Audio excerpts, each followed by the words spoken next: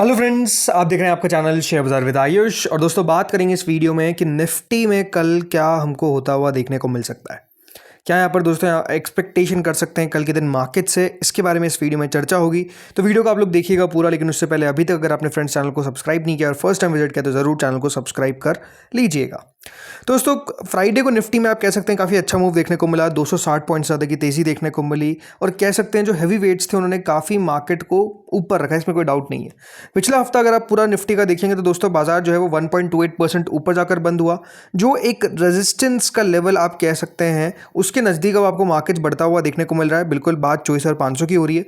अगर इसको एक बार क्रॉस कर दिया तो नो डाउट आप कह सकते हैं बड़ी तेज़ी हमको आती हुई देखने को मिलेगी। और ये अगर हो जाता है तो नो डाउट जो मार्केट्स पिछले कुछ समय से आपको एक लेवल के आसपास दोस्तों अटकते हुए देखने को मिल रहे हैं, वो लेवल भी मार्केट आप कह सकते हैं ब्रेक करता हुआ देखने को मिलेगा। बट ये होता है कि नहीं, ये आने वाला हफ्ता जो है हमको डेफिनेटली बताता हुआ देखने को मिलेगा।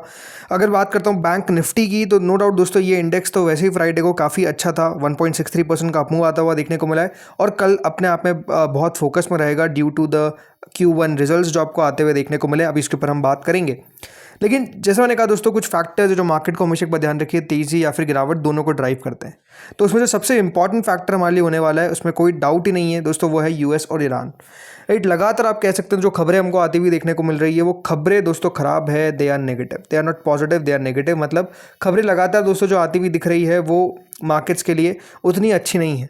अब देखिए यहाँ पर एक खबर क्या है, ये खबर है Iran demands blood for blood. ये दोस्तों एक नया बिलबोर्ड है जो बेसिकली ईरान ने डाला है और जिसमें उन्होंने कहा है कि हम खून का बदला खून से लेंगे with Trump's family in coffins. मतलब आप सोचिए कहाँ तक ये जो युद्ध है ये पहुंचता हुआ देखने को मिल रहा है, जिसमें ये एक तरीके का दोस्तों जो बिलबोर्ड है वो ईरान के द्वारा जारी किया जाता है, जिसमें ट्रम्प की फैमिली को निशाना बनाया गया। उन्होंने कहा कि हम खून का बदला खून से लेंगे, यानी वो बेसिकली बताना चाह रहे कि जो आपने खैमेनी को मारा है उनके परिवार के काफ़ी देखिए सदस्यों की भी मौत होती हुई देखने को मिली है। अब ईरान जो हमला लेगा वो लेगा इनकी फैमिली से। राइट, इस तरीके की बात जो है वो की जा रही है। कुछ अपडेट्स पहले आपको बता देता हूँ कि देखिए युद्ध के अंदर हो क्या रहा है। तो कुछ मिलिट्री एस्केलेशन जो है वो अपने आप में क्रिटिकल होते हुए देखने को मिल रहे हैं, जिसमें बताया जा रहा है कि जो यूएस के ट्रूप्स हैं उनकी मारे जाने की खबर आती हुई देखने को मिल रही है।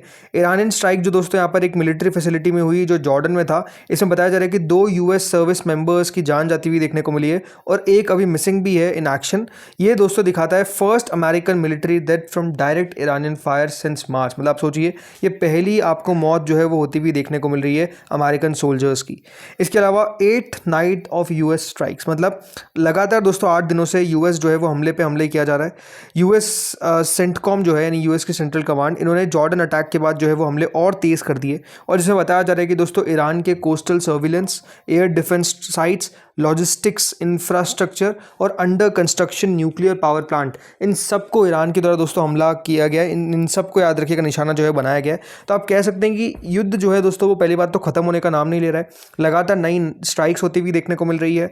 इंफ्रास्ट्रक्चर के ऊपर हमला किया जा रहा है, जिसमें बताया जा रहा है कि अब सिविलियन को भी टारगेट किया जा रहा है यूएस के द्वारा, जिसमें ब्रिजेस है, रोड्स है, जो यहाँ पर स्ट्रेटेजिक पोर्ट है बंदर अब्बास का, इसको भी हमला बनाया जा रहा है। इलेक्ट्रिसिटी प्लांट्स को हमला बनाया जा रहा है और कैजुअलिटी जो है वो लगातार आपको बढ़ती हुई देखने को मिल रही है। और जैसे मैंने कहा ये युद्ध याद रखिए सिर्फ आपको 2 देशों के बीच में नहीं, पूरे मिडिल ईस्ट के अंदर लड़ाया जा रहा है, जिसमें कुवैत कह सकते हैं काफ़ी देखिए उनके ऊपर भी हमले हो जा रहे हैं, जहाँ पर उनके अमेरिका के बेसेस है वहाँ पे हमले लगातार दोस्तों यहाँ पे किया जा रहा है। एक वाटर डिसैलिनेशन प्लांट है, बताया जा रहा है कि उधर भी हमला करने की कोशिश की जा रही है। मतलब 90% of the Kuwait drinking water supply जो है वो यहाँ से आता है। गल्फ़ के ऊपर अगर आप देखेंगे तो लगातार अटैक्स हो रहे हैं, जिसमें Qatar, Jordan, Bahrain, Saudi Arabia, यहाँ पर भी आप कह सकते हैं लगातार सायरन की खबरें हमको आती हुई देखने को मिल रही है। सीरिया और इराक के अंदर जो IRGC है वो क्लेम कर रहा है retaliatory strikes against US special forces. तो जैसे मैंने कहा दिक्कत क्या है, दिक्कत ये है कि दोस्तों ये जो युद्ध है ये आपको ख़त्म होने का तो नाम लेता हुआ नज़र नहीं आ रहा है। बट प्रॉब्लम क्या है कि अब लगातार दोस्तों पिछले 8 दिनों के अंदर, राइट, फ्रॉम लास्ट 8 डेज ये जो युद्ध है ये हमको बढ़ता हुआ देखने को मिल रहा है। मार्केट का रिएक्शन उस तरीके का आप कह सकते हैं हमारा तो क्रिटिकल नहीं आया कि बहुत ज़्यादा तेज़ी से नीचे चला गया, बल्कि आप कह सकते हैं रिकवरी हमको आती हुई दिखी है। बट प्रॉब्लम क्या है, प्रॉब्लम है दोस्तों स्ट्रेट ऑफ हॉर्मुज की। अब फिर से दोस्तों बताया जा रहा है कि जो नेवल ब्लॉकेड है उसको लगातार इन्फोर्स कर रहा है कौन, यूएस का सेंटकॉम। देखिए लगातार हो क्या रहा है कि जो यूएस की जो मिलिट्री है वो बेसिकली कोई भी शिप्स को ना ईरान के अंदर जाने दे रही है ना एग्जिट करने दे रही है। मतलब आप कह सकते हैं एंटर पे भी स्टॉपेज लगा रखा है और एग्जिट पे भी स्टॉपेज लगा रखा है। और ये भी बताया जा रहा है कि जो confirmed boarding multiple tankers and disabling a vessel attempting to bypass, मतलब अगर कोई कोशिश करता है निकलने की, तो उसके ऊपर लगातार हमले जो है वो किए जा रहे हैं। शिपिंग जो है वो स्टैंड स्टिल पर है। मैरीटाइम ट्रैफिक दिखाता है कि स्ट्रेट ऑफ हॉर्मूज जो वर्ल्ड का most critical energy choke point है, यहाँ पर देखिए बिल्कुल अब फिर से जो शिप्स है वो हॉल्ट पर आ चुकी है। पहले लग रहा था कि लगभग 14 शिप्स के आसपास जा रही थी, 6 to 14, लेकिन अब दोस्तों बताया जा रहा है कि जो 130 का एवरेज चल रहा था उससे 6 से 14 पे आ चुके हैं। मतलब सोचिए कि कितना ज़्यादा शिप्स का आपको ड्रॉपेज देखने को मिल रहा है कि शिप्स जो है वो फिर से आपको मूव नहीं कर पा रही है। जो लग रहा था कि दोस्तों स्ट्रेट ऑफ हॉर्मूज में अब फिर से हमको जो शिप्स है वो जाती हुई नज़र आएगी, अब ये फिर से दिक्कत आना शुरू हो चुकी है। एंड प्रॉब्लम क्या है? प्रॉब्लम ये कि दोस्तों अब तो टैक्स की बात हो रही है। आपको पता है अमेरिका की तरफ से बताया जा रहा है कि वो एक टैक्स लेते हुए देखने को मिलेंगे। ईरान कह ही रहा है कि हम भी टैक्स लेंगे, बट हाँ कुछ कंसेशन देंगे जो हमारे साथी हैं। सो प्रॉब्लम क्या है कि अगर ये चीज़ें चलती रही तो हमारे ऊपर इम्पैक्ट आएगा किसका? कच्चे तेल का। कच्चे तेल की अगर मैं बात करता हूँ तो हमने फ्राइडे को एक बड़ा मूव देखा है जिसमें कच्चा तेल अब फिर $90 के नज़दीक है। This is very critical for our markets. अगर कच्चा तेल इतना तेज़ी से आपको लगातार बढ़ता रहेगा तो इसके देखिए साइड इफेक्ट्स होते हुए नजर आएंगे। साइड इफेक्ट्स क्या? कच्चा तेल तो बढ़ेगा ही, कच्चा तेल हमारे देश में आएगा नहीं, कच्चे तेल की फिर से दोस्तों आप कह सकते हैं कमी होती हुई देखने को मिलेगी। कच्चा तेल अगर इस प्रकार से बढ़ेगा तो हमारा जो इम्पोर्ट बिल है जिसकी मैं बात कर रहा हूँ वो है इम्पोर्ट बिल, यानी हम याद रखिएगा वो देश है जो कच्चा तेल आयात करते हैं, निर्यात नहीं, हम इंपोर्ट करते हैं, एक्सपोर्ट नहीं। तो जो हमारा इंपोर्ट बिल है वो दोस्तों बढ़ता हुआ नजर आएगा। इंपोर्ट बिल बढ़ेगा तो होगा क्या? इससे इन्फ्लेशन में आपको बढ़ोतरी देखने को मिलेगी।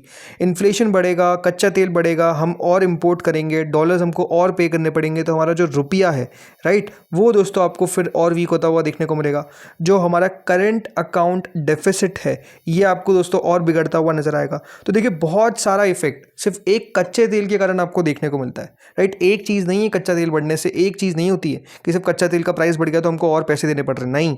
इसका दोस्तों आप कह सकते हैं एक तरीके का इफेक्ट है राइट, स्पिरल इफेक्ट जिसको आप कह सकते हैं कि आता हुआ नजर आ जाता है और सब जगह प्रॉब्लमेटिक हो जाता है। और ये सब चीज़ों के कारण होता क्या है? जो हमारा शेयर बाजार है वो भी आपको दोस्तों नीचे आता हुआ दिखता है। तो यही है कि अब किस प्रकार से चीज़ें आगे बैठती है वो देखने वाली बात रहेगी। इसके अलावा दोस्तों कल जो एक और चीज़ पर रिएक्शन आएगा वो है results right. Results first quarter के दोस्तों आते हुए देखने को मिले हैं इस हफ्ते के अंत में, यानी वीकेंड पे। आईसीआईसीआई बैंक के नंबर्स आए जिसमें 16% का वाई कंपनी ने सर्च दिखाया अपने मुनाफे के अंदर, 14,805 करोड़। जो निम्स है वो कह सकते हैं आपको काफ़ी एफिशिएंट आते हुए देखने को मिले हैं और एक स्टेलर 19.6% की लोन ग्रोथ देखने को मिली है। एसेट क्वालिटी भी आप कह सकते हैं स्टेबल है, लगभग नेट एनपीएस एट 0.35%, जो काफ़ी बढ़िया नंबर्स आए आईसीआईसीआई बैंक के। एचडीएफसी बैंक ने भी दोस्तों 10% के आसपास अपनी प्रॉफिट में बढ़त दिखाई है। स्ट्रॉन्ग डिफेंसिव एंकर आपको देखने को मिल रहा है। निम्स की अगर हम बात करते हैं तो मैसिव 33,534 करोड़ पे, ग्रॉस एनपीए 1.17% पे है और जो लोअर प्रोविजन यहाँ पर देखने को मिला है एन ऑपरेशनल टेलविंड, यानी यहाँ पे भी नंबर्स अच्छे हैं।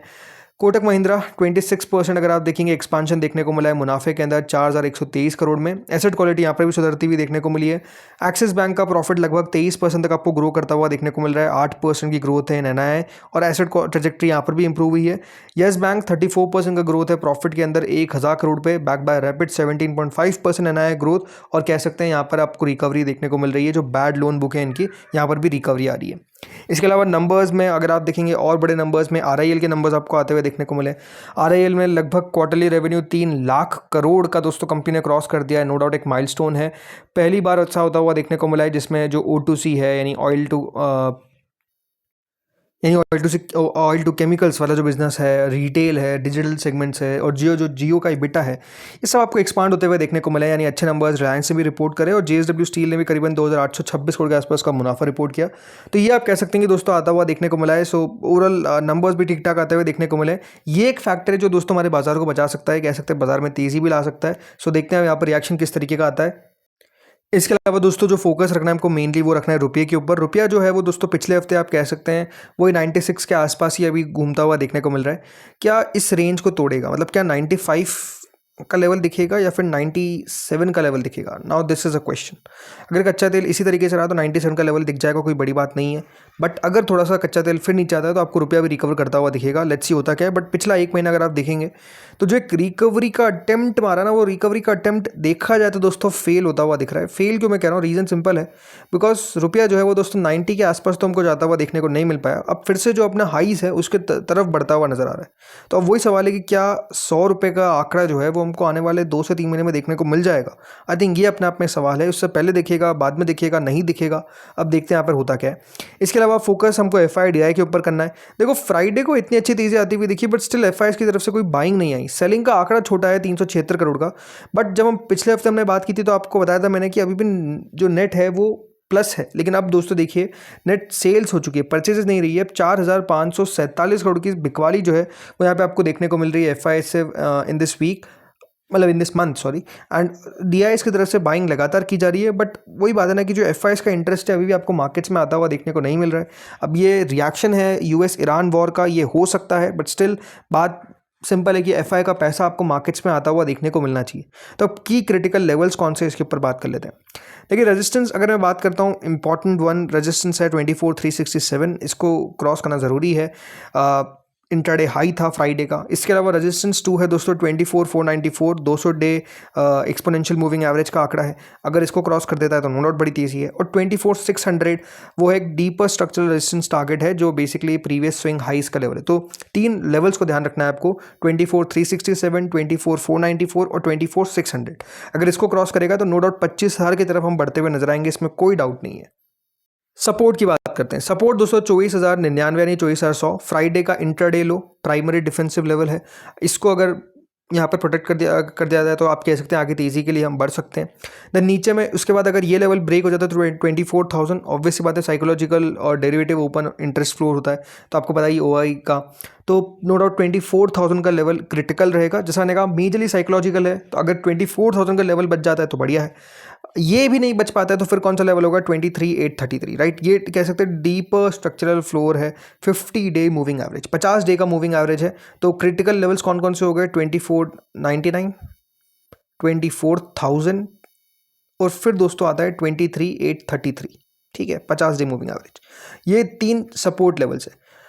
इंपॉर्टेंट है कि अभी पहला ही सपोर्ट लेवल जो है उसी से मार्केट रिवर्स कर जाए, नहीं हो पाया तो फिर इशू है, राइट। तो इन लेवल्स का आपको ध्यान रखना है। बाकी कल के दिन देखते हैं अब होता क्या है। इस वीडियो में दोस्तों इतना ही था। होपफुली वीडियो आपको बढ़िया लगा होगा, अच्छा लगा तो लाइक कर देना, चैनल से पहली बार जुड़ो सब्सक्राइब कर देना। Thank you friends for watching this video.